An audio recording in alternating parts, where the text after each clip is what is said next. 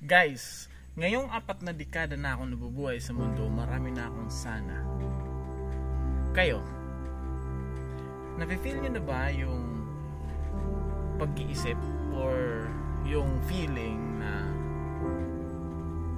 something parang you are maturing inside and you are thinking about the future of your family, your child, di ba? So nagkakaroon ka na ng something na insecurity because you are not doing well on your track na gusto mo na abutin, yung gusto mong naiisip mo, but still you are at your lowest. And papasok sa isip mo yung napakaraming sana. Yung sana sa edad kong 4 na dekada nang nabubuhay sa mundo ay sana meron akong ganito. And truly, totoo nga na if you reach that age, that is the start of the real battle, or doon na magsisimula yung tunay na buhay, tunay na laban sa buhay. Kasi dapat sa edad na yan, kadalasan sabi ng iba is at least you are in the fifth steps to your dreams, na malapit ka na. Kasi syempre yung tao, di ba, pinakamahabang buhay is 80 years old siguro, in above. So bihira lang, di mo na masasabing aabot ka pa dun, di ba?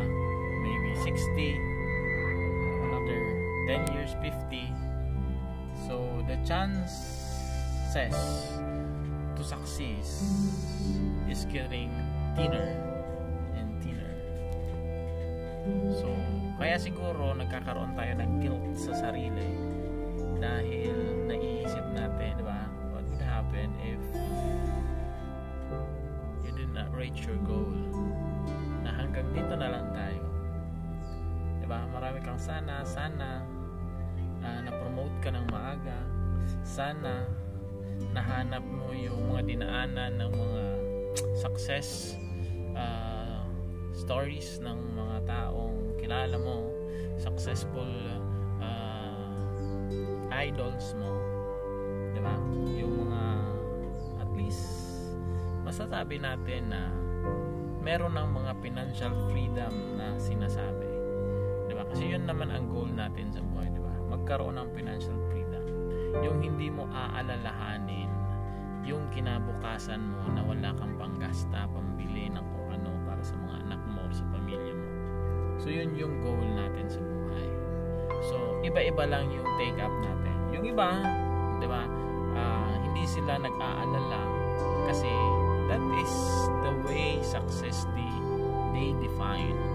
Kaya okay lang sa kanila na yun lang yung status ng buhay na gusto nila. So iba-iba tayo, kaya hindi natin pwedeng i-compare na siya may mas mayaman, mas ganito. Kaya nga lagi kong sinasabi yung sana, diba? Iba-iba tayo ng sana. So ito, as I reach this age, so I am thinking something that I am incompetent on something that maybe on the early age of my life I already decided and I grab it already. So merong ganun, merong guilt feeling na ganun. So yun lang guys, share ko lang sa inyo kasi syempre birthday ko naman and ito yung ika-4 na dekada ko sa mundo.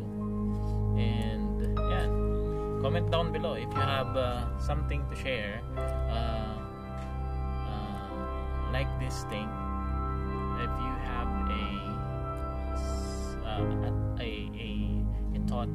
about your futures, and about getting in this age, getting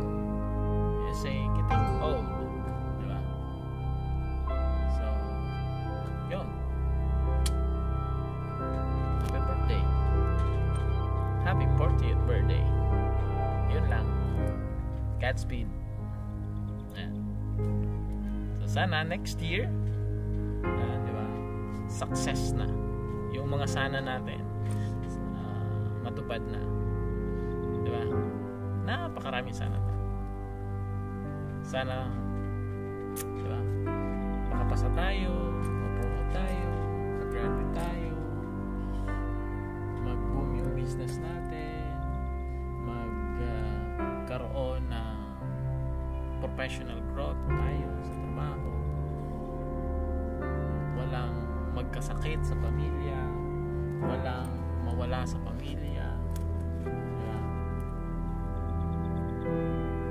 Laging healthy mga anak natin, asawa, biyanan, mga kapamilya, loved ones, etc. Diba? So yun naman yun, laging goal natin, diba?